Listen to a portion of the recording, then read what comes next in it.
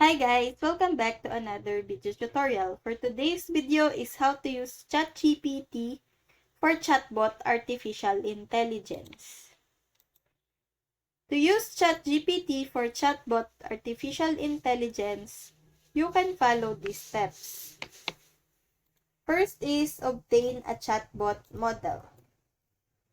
Choose whether to train your own ChatGPT model or use pre-trained one. If training, follow the steps mentioned earlier. For a pre-trained model, access it through an API or download the provided weights and configurations. Next is integrate ChatGPT.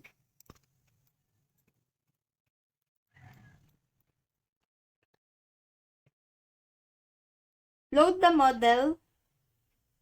Configure the input-output pipeline and set up interfaces to communicate with the model within your chatbot's backend.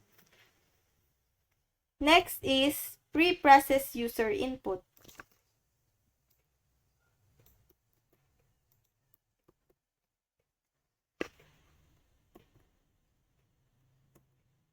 Prepare user input by applying tokenization, normalization, and stemming to make it compatible with the ChatGPT model's requirements.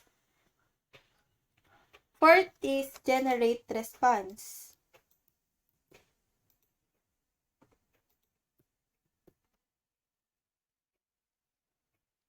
Pass the pre-processed user input into the ChatGPT model to generate a response. The model will provide sequence or token representing the chatbot's reply. Last is post-process and present the response.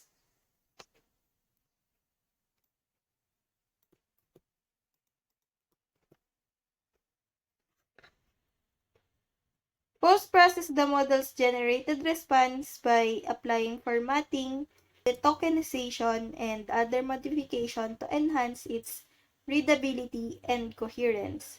Present the post-processed response to the user through the chatbot's interface, such as displaying it as a text, sending it as a message, or speaking it aloud. Remember to handle user interactions, maintain context, continuous improve, and adhere to ethical guidelines, privacy consideration, and legal obligation throughout the development of the deployment of your ChatGPT model.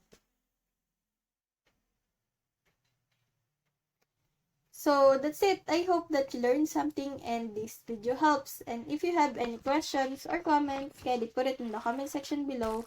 And make sure to subscribe and like to our channel. Thanks!